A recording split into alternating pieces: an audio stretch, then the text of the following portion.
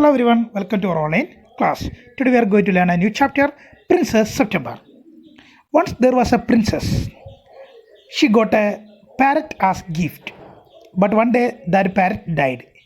In that place another bird came. She that bird used to sing very well, and she got advice from her sisters to keep that bird in the cage. And after that, what happens?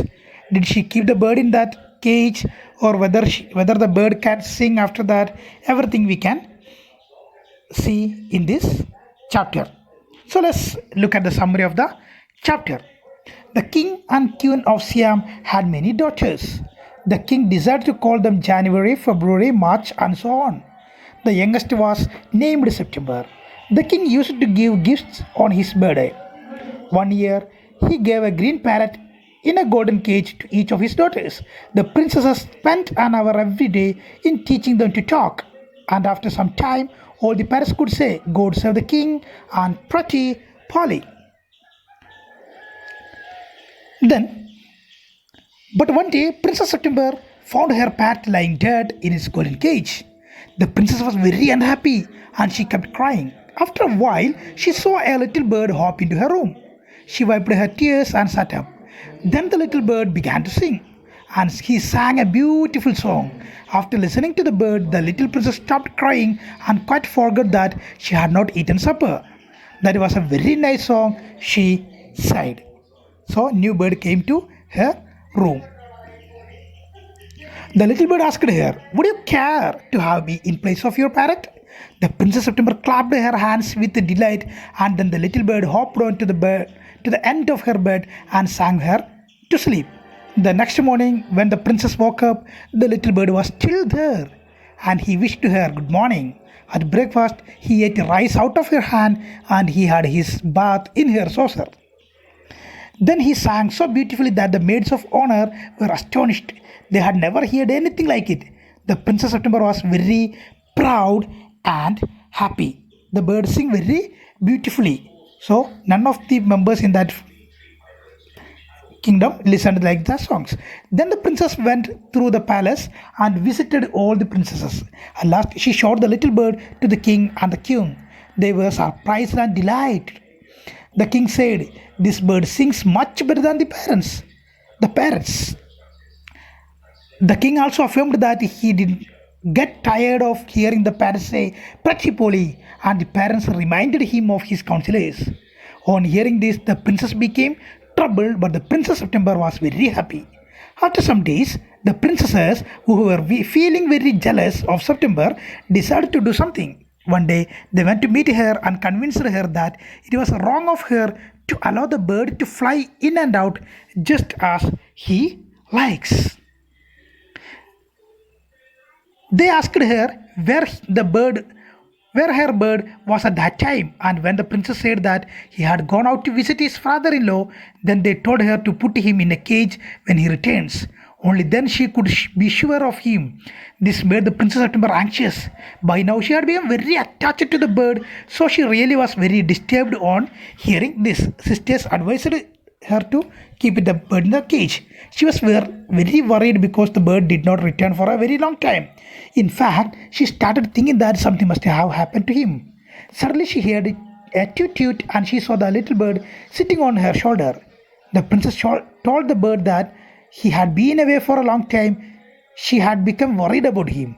The bird replied that he had thought about not returning at all that night because his father-in-law was giving a party and everybody wanted him to stay, but he thought that the princess would be anxious and that's why he had returned. So the reason why the bird was late, he explained. On hearing this, the princess became upset and she decided not to take any more risks. She took up the bird and popped him in the cage and shut the door. The little bird was very sad. He wanted to fly out and he told the princess that he couldn't sing if he was kept in the cage.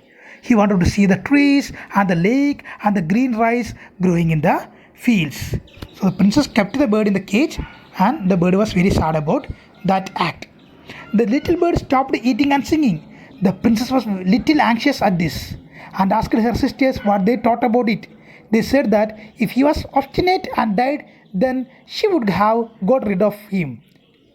The princess did not like it, but she thought the bird would have become used to his cage by the following day. The next day, the princess wished good morning to the bird but got no reply. She jumped out of the bed and ran to the cage. She saw the little bird was lying at the bottom of the cage and he looked as if he were dead. She took him out and found that his heart was still beating. She began to cry and her tears fell on the little bird. He opened his eyes and saw that the bars of the cage were no longer around him. I cannot sing unless I am free, and if I cannot sing, I die, he said. The princess gave a great sob. Then take your freedom, she said. So the little bird said that if he was in the cage, he will die. She threw open the window and gently placed the little bird on the sill. He shook himself a little. Come and go as you will, little bird, she said. I will never put you in a cage anymore. I will come because I love you, little princess, said the bird, and I will sing you the loveliest songs I know. I shall go far away, but I shall always come back, and I shall never forget you. So then he opened his wings and flew out. When her sisters knew what had happened, they mocked her and said that the little bird would never return, but he did at last. And he sat on September's shoulder and ate out of her hand and sang her the most beautiful songs. The bird came back again. September kept her window open day and night for little bird so that he could come into her room whenever he liked. This was good for her too, and she grew extremely beautiful. Later, she married the king of Cambodia, but her sisters never slept with their windows open, so they grew extremely ugly as well as disagreeable. And when the time came to marry them off, they were given away to the king's counselors with a pound of a tea and a Siamese cat. So here the story has finished. I hope you understood. Thanks for watching. If you have any doubts, you can drop it in the comment box. Have a nice day. Bye. See you later.